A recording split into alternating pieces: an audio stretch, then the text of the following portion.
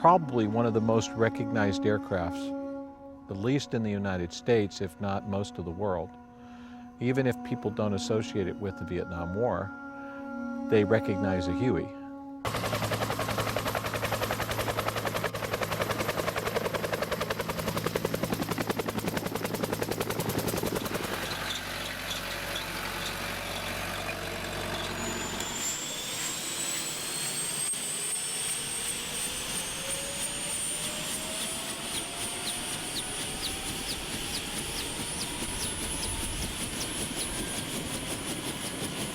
I enjoy hovering the aircraft. Bringing it up off the ground into a hover is always quite refreshing.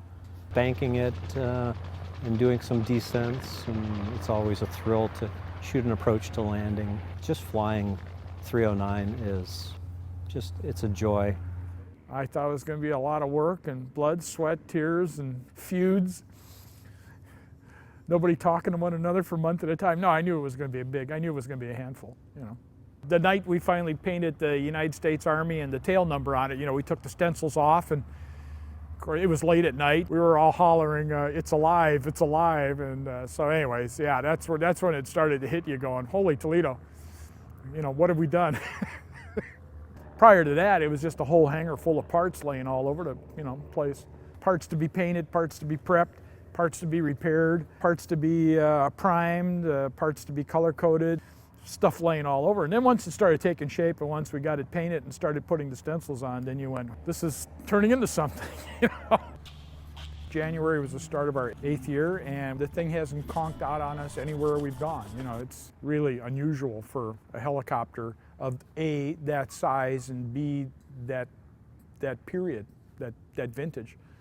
So it's been a good bird. It's been a good bird. We've been really lucky. Yeah. A twin-engine bomber in World War II, the Douglas A-20 Havoc, was built in about the same numbers as Huey's, and there are no flyable versions of it left on the planet because nobody did what Peter and I did, which was to say, hey, why don't we keep one? So the goal is preserve it, fly it enough for people to see it, sort of propagate the history of the war and the people who fought it in these helicopters, and then I'm enlisting my son, who's taken an interest, in friends that are younger, so that after I'm dead and Peter's dead, this thing will move ahead on its own. That's the idea. Well, one of the things that I'm trying really hard to do in terms of preserving the project into the future is trying to have a very broad understanding and ability to work with the project. Public relations type of stuff, trying to work hand in hand with Peter on the maintenance and also learning how to fly, and as well as getting a lot of history from all of them and trying to get everything I can from them and remember as much as possible so that I can make the connection that we have now when they're not able to go to air shows or to events in the future, that I can bring as much of them with me as possible.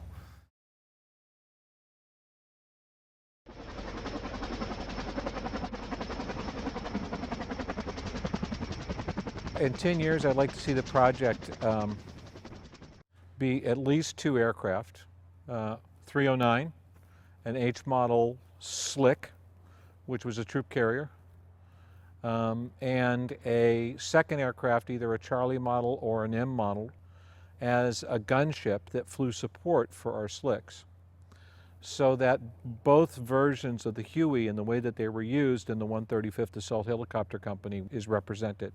We would like to restore the Mike model as a helicopter that we called American Woman. It was a gunship with rocket pods on the outside. So I would like to see us have a brick and mortar museum, 2 aircraft, a trained cadre of pilots and crew, and that we become known as a place where anybody who served as a crew member in an assault helicopter company in Vietnam, or is family surviving somebody who served in a helicopter company in Vietnam, who heard stories all their lives, can come and experience that and be educated about that. And even go home with some souvenirs if they want.